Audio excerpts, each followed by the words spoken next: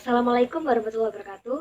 Nama saya Olivia Rizky Putri Pratiani dari Fakultas Hukum UPN Veteran Jawa Timur, NPM 1907 10 10 127. Di sini saya akan menjelaskan tentang karya tulis ilmiah yang telah saya buat. Pada karya tulis ilmiah yang telah saya buat ini memaparkan tentang hasil penelitian yang telah saya laksanakan, yaitu dengan judul dampak diberlakukannya kuliah daring terhadap efektivitas proses pembelajaran menurut perspektif mahasiswa-mahasiswi Angkatan 2019 Fakultas Hukum UPN Veteran Jawa Timur. Selanjutnya saya akan menampilkan karya tulis ilmiah saya pada layar berikut. Dimulai dari halaman pertama, yaitu ada judul dan identitas penulis, kemudian ada daftar isi. Setelah itu ada abstrak, pendahuluan, kajian teori, pembahasan, dan penutup, serta daftar pustaka. Susunan ini saya dapatkan dari panduan yang diberikan oleh dosen saya. Ini adalah abstrak, terdiri dari dua bahasa, yaitu bahasa Indonesia dan bahasa Inggris. Kemudian beralih kepada pendahuluan. Di pendahuluan ini dibahas yaitu latar belakang, identifikasi masalah, manfaat, dan tujuannya.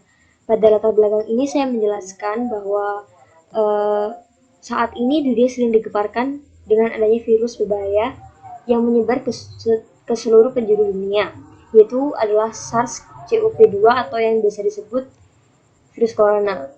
Penyakit karena virus corona ini yaitu COVID-19 ditemukan pertama kali di Wuhan, Cina, kemudian menyebar semakin luas ke berbagai negara, sehingga Organisasi Kesehatan Dunia akhirnya menetapkan bahwa infeksi virus corona ini sebagai pandemi dunia. Akibatnya, banyak sekali negara yang mengadakan kebijakan-kebijakan baru. Salah satunya yaitu kebijakan social distancing. Indonesia menjalankan kebijakan social distancing. Nah, diberlakukannya social distancing ini menyebabkan banyak sekali aktivitas masyarakat yang harus tertunda atau terhambat. Salah satunya adalah di kegiatan pendidikan, sehingga banyak sekali sekolah dan perguruan tinggi yang harus ditutup. Akhirnya, kegiatan belajar mengajar harus dilakukan dari rumah. Kebijakan ini disampaikan oleh Bapak Presiden Joko Widodo pada Minggu 15 Maret 2020 yang menyatakan bahwa pemerintah membuat kebijakan belajar dari rumah bagi pelajar dan mahasiswa, dan sebagian ASN bisa bekerja dari rumah dengan online. Ini dikutip dari liputan6.com. Hal ini tentu juga dirasakan oleh mahasiswa-mahasiswi Angkatan 2019 Fakultas Hukum UPN Veteran Jawa Timur yang turut melaksanakan kuliah dari rumah. Kuliah dari rumah ini dilakukan secara daring dan melalui banyak sekali platform seperti video conference, situs e-learning masing-masing kampus, aplikasi kelas seperti Google Classroom, atau juga bisa melalui grup percakapan seperti aplikasi WhatsApp. Nah, tak hanya mahasiswa-mahasiswi saja yang terkena dampak dari dilakukannya kebijakan ini, tetapi juga dosen. Dan dampak dari diberlakukannya kebijakan ini itu mempengaruhi sekali kepada efektivitas proses pembelajaran. Sehingga pada karya tulis ini akan dibahas mengenai dampak dari kuliah daring menurut perspektif mahasiswa. Karya tulis ini juga dibuat karena menurut mahasiswa banyak sekali dampak berlakunya kuliah daring yang dirasakan. Tak hanya dalam segi efektivitas proses pembelajaran, tetapi juga dalam segi materi, yaitu dalam bentuk biaya untuk koneksi internet serta bobot tugas yang diberikan. Sebagai contoh, proses pembelajaran dilakukan dengan media conference, tak jarang mendapat gangguan seperti koneksi yang terputus, sehingga sedikit menghambat kegiatan pembelajaran. Selanjutnya ada identifikasi masalah. Identifikasi masalah ini berbentuk pernyataan ya, dan ada 2 poin dari identifikasi masalah pada karya tulis ini. Yang pertama yaitu dampak kuliah daring yang diberlakukan menurut mahasiswa-mahasiswi Angkatan 2019 Fakultas Hukum UPN Veteran Jawa Timur. Yang kedua, dampak kuliah daring terhadap efektivitas proses pembelajaran menurut mahasiswa-mahasiswi Angkatan 2019 Fakultas Hukum UPN Veteran Jawa Timur. Selanjutnya ada manfaat. Pada manfaat ini ada beberapa manfaat dari penulisan karya tulis ini, yaitu yang pertama, mengetahui apa dampak dari berlakunya kuliah daring, serta yang kedua, mengetahui seberapa efektifkah kuliah daring menurut perspektif mahasiswa-mahasiswi Angkatan 2019 Fakultas Hukum UPN Veteran Jawa Timur. Yang terakhir pada pendahuluan ini yaitu ada tujuan. Tujuan dari karya tulis ilmiah ini adalah untuk mengetahui apa saja dampak dari dilakukannya kuliah daring, serta mengetahui bagaimana perspektif mahasiswa-mahasiswi Angkatan 2019 Fakultas Hukum UPN Jawa Timur terhadap efektivitas proses pembelajaran saat dilakukan dengan metode daring. Setelah itu, kita beralih ke kajian teori. Di sini ada teori 1 dan teori 2. Yang pertama adalah proses pembelajaran. Proses pembelajaran adalah proses yang di dalamnya terdapat kegiatan interaksi antara guru dan siswa, atau jika dalam konteks perguruan tinggi itu siswa dan dosen ya. Kemudian adanya juga komunikasi timbal balik yang berlangsung dalam situasi edukatif untuk mencapai tujuan belajar. Ini menurut Rustaman. Yang kedua ada pembelajaran efektif. Pembelajaran dikatakan efektif ketika peserta didik dapat menyerap materi pelajaran dan efisien. Ini menurut Mulyono.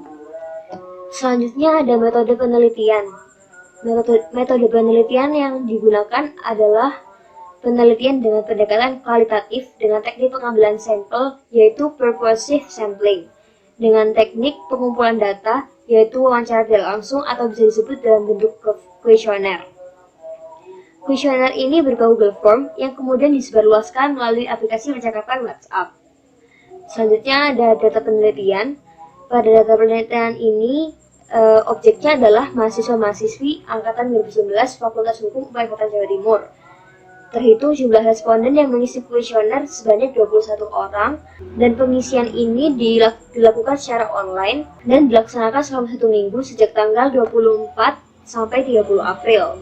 Selanjutnya, teknik pengambilan data dan analisis data. Yang pertama, menyiapkan pertanyaan yang diajukan pada kuesioner. Selanjutnya, membuat kuesioner dalam bentuk Google Form. Kemudian, menyebarkan kuesioner melalui grup percakapan pada aplikasi WhatsApp dengan target mahasiswa-mahasiswi Angkatan 2019 Fakultas Hukum UPN Veteran Jawa Timur.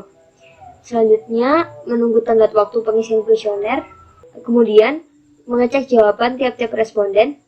Dan yang terakhir, mengkaji atau menyimpulkan jawaban para responden yang telah mengisi kuesioner. Kemudian, beralih ke bab pembahasan. Bab pembahasan ini berisi tentang pengkaitan antara teori 1, teori 2, dan identifikasi masalah yang kita buat serta hasil penelitian. Jadi di sini dari hasil penelitian yang telah saya laksanakan, menurut mahasiswa-mahasiswi Angkatan 2019 Fakultas Hukum UPN Veteran Jawa Timur, ada 2 sisi dampak dari kuliah daring ini, yaitu ada yang negatif dan ada yang positif. Dan positif di sini yaitu dalam artian kelebihan yang didapat dari berlakunya kuliah daring. Beberapa responden mengatakan bahwa kelebihan dari kuliah daring ini adalah masalah tempat dan waktu yang bisa dibilang fleksibel, karena dapat dilaksanakan dari rumah sehingga tidak perlu berangkat ke kampus, dan waktu juga bisa menyesuaikan antara mahasiswa dan dosen. Kemudian ada juga responden yang berpendapat bahwa saat kuliah daring ini bisa bebas berpakaian. Kemudian yang lain ada yang berpendapat bahwa saat kuliah daring dapat dilakukan sambil rebahan. Kemudian ada satu jawaban dari responden yang menjadi kesimpulan jawaban-jawaban lain menurut saya, yaitu efisien tenaga. Dan ya, tak dapat dipungkiri, kuliah daring ini memang efisien tenaga, tempat, dan waktu, karena dapat diakses di rumah sehingga tidak perlu pergi ke kampus. Juga tidak menghabiskan tenaga untuk bersiap-siap ke kampus. Jadi, yang menjadi kesimpulan dari semua jawaban mengenai kelebihan dari kuliah daring ini ialah efisien tenaga, tempat, dan juga waktu. Selanjutnya ada pula dampak negatif. Dampak negatif ini yang dimaksud adalah kekurangan dari kuliah daring. Kebanyakan responden mengatakan bahwa kekurangan dari kuliah daring ini adalah dalam segi materi, yaitu menghabiskan banyak sekali kuota, sehingga biaya yang dikeluarkan lumayan banyak. Biaya ini dikeluarkan untuk keperluan beli kuota agar tetap dapat mengikuti kelas. Dan dari sini dapat dipahami bahwa kelancaran kelas pun bergantung pada kelancaran jaringan internet. Salah satu responden mengatakan bahwa ketika kuliah daring, sering terjadi bug pada sistem yang digunakan. Ini menunjukkan bahwa kegiatan proses pembelajaran dapat terhambat. Dan sebagian lain ada yang berpendapat bahwa mereka tidak dapat memahami materi yang disampaikan oleh dosen. Salah satunya mengatakan bahwa perlu pemahaman yang ekstra karena kurang efektifnya metode ini. Yang lain juga berpendapat bahwa tugas yang diberikan cukup banyak dengan deadline yang terkadang sangat cepat, sehingga sedikit menyulitkan mereka-mereka yang tidak memiliki banyak kuota. Deadline tugas ini yang diberikan juga kadang bersamaan sehingga tugas-tugasnya terasa menumpuk. Yang lainnya juga mengatakan bahwa kuliah daring ini tidaklah nyaman, tidak seperti perkuliahan biasanya ketika sebelum ada pandemi. Nah, selanjutnya setelah beberapa pernyataan seperti kelebihan dan kekurangan, saya mengajukan pertanyaan lain yaitu tentang apakah responden dapat mengikuti kelas dengan baik dan apakah menurut responden kuliah daring ini berjalan efektif dan seberapa efektifkah kuliah daring ini jika diasumsikan dalam angka dengan skala 1 sampai 5. Sesuai dengan hasil penelitian telah dilakukan, untuk poin pertama yaitu tentang apakah responden dapat mengikuti kelas dengan baik, saya mendapatkan hasil bahwa sebagian besar menjawab mungkin dan sebagian lainnya menjawab ya. Sementara sisanya yang tergolong kecil menjawab tidak. Dan dari hasil ini dapat diketahui bahwa sebagian besar dari responden merasa bimbang apakah mereka dapat mengikuti kelas dengan baik atau tidak. Terbukti dari jawaban yang mereka pilih yaitu mungkin. Hal ini didukung dengan kemampuan masing-masing pribadi dalam menangkap atau mencerna materi pembelajaran sehingga didapatkan hasil yang beragam seperti yang telah dijelaskan. Selanjutnya tentang poin kedua, yaitu apakah menurut responden kuliah daring ini berjalan dengan efektif atau tidak. Dapat diketahui juga dari hasil penelitian ini, dari total responden yang menjawab kurang efektif itu didapati lebih dari separuhnya. Sementara sebagian lainnya mengatakan lumayan efektif. Dan ada juga sebagian kecil dari total responden yang tegas mengatakan tidak efektif. Sisanya ada yang menjawab lain-lain, yakni seperti kadang-kadang dan tergantung koneksi internet. Lagi-lagi tergantung pada koneksi internet. Kemudian beralih pada poin ketiga, yakni seberapa efektifkah kuliah daring ini jika diasumsikan dalam angka dengan skala 1 sampai 5. Hasil penelitian memberikan hasil yang dapat menjadi kesimpulan tentang efektif atau tidakkah kuliah daring ini. Dari total responden yang merupakan mahasiswa-mahasiswi angkatan 2019 Fakultas Hukum UPN Veteran Jawa Timur, sebagian besar memberi penilaian pada angka 3, dan bagian yang lain yang lumayan banyak memberikan penilaian pada angka 2. Sisanya, yang merupakan bagian kecil, memberi penilaian pada angka 4. Dan dari hasil ini dapat diketahui bahwa sebagian besar atau mayoritas responden menyatakan bahwa metode kuliah ini kuranglah efektif dalam proses pembelajaran. Skala 1 sampai 5 yang dijelaskan tadi merupakan asumsi bahwa angka 1 merupakan penilaian yang menyatakan tidak efektif dan angka 5 merupakan penilaian yang menyatakan sangat efektif. Ketika mayoritas responden memberikan penilaian pada angka 3, ini berarti mereka menilai bahwa kuliah daring kurang efektif. Kuliah daring dikatakan efektif ketika responden memberikan nilai pada angka 4 dan 5. Didukung dari pernyataan-pernyataan atau jawaban-jawaban responden pada bagian kekurangan kuliah daring, dapat diketahui bahwa mayoritas responden memang sepakat menyatakan kuliah daring ini kurang efektif dalam proses pembelajaran. Dan perlu diingatkan sekali lagi, jumlah responden yang berpartisipasi dalam penelitian ini ialah sebanyak 21 orang, dan dalam jumlah ini mayoritas menilai bahwa kuliah daring kurang efektif. Jika kembali melihat pada teori kedua, yakni tentang proses pembelajaran efektif, di mana proses pembelajaran dikatakan efektif apabila ketika peserta didik dapat menyerap materi pembelajaran dengan efisien, menurut Mulyono, maka sangat dapat dikaitkan dengan hasil penelitian ini. Apalagi pernyataan-pernyataan sebagian responden pada bagian kekurangan menyatakan bahwa mereka kurang dapat menerima materi dengan baik. Ditambah lagi dengan pernyataan-pernyataan pada bagian kelebihan yang mana menyatakan bahwa mereka bisa sambil rebahan atau leleh ketika mengikuti kuliah daring. Beberapa hal ini sangat mendukung penilaian pada hasil penelitian yang ada, yakni mayoritas sepakat bahwa kuliah daring kurang efektif dilaksanakan apalagi dalam proses pembelajaran. Selanjutnya beralih pada bab penutup, yang terdapat kesimpulan dan saran. Yang pertama, kesimpulan. Pandemi yang melanda dunia ini berdampak pada banyak aspek kehidupan, salah satunya adalah pendidikan. Indonesia menjadi salah satu negara yang terkena pandemi ini, sehingga pemerintah melancarkan kebijakan baru. Tak terlawakkan pula mahasiswa terkena dampaknya, yakni harus menjalankan kegiatan perkuliahan dengan sistem daring yang menunjang kebijakan belajar dari rumah. Kemudian, apakah kegiatan kuliah ini efektif atau tidak, dan dapat pula kuliah daring ini menjadi perhatian tersendiri bagi saya selaku penulis.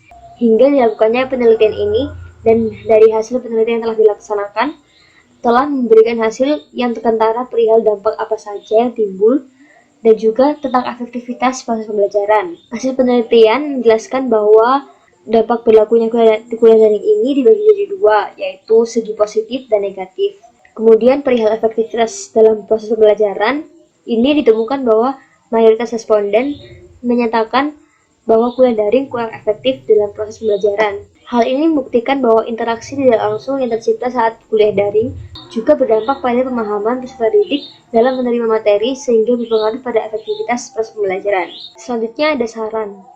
Pada saran ini menjelaskan tentang penulisan kreativitas ini ditujukan agar pembaca mengetahui apa saja yang dirasakan mahasiswa selama kuliah daring, baik itu dampak positif, negatif, dan tingkat efektivitas proses pembelajarannya. Kuliah daring dilaksanakan tidak serta-merta memudahkan mahasiswa dan pelajar karena tidak perlu pergi ke sekolah atau kampus. Tidak serta-merta juga memudahkan pengajar seperti guru dan dosen karena sejatinya mereka juga perlu beradaptasi dengan teknologi demi menunjang kegiatan belajar.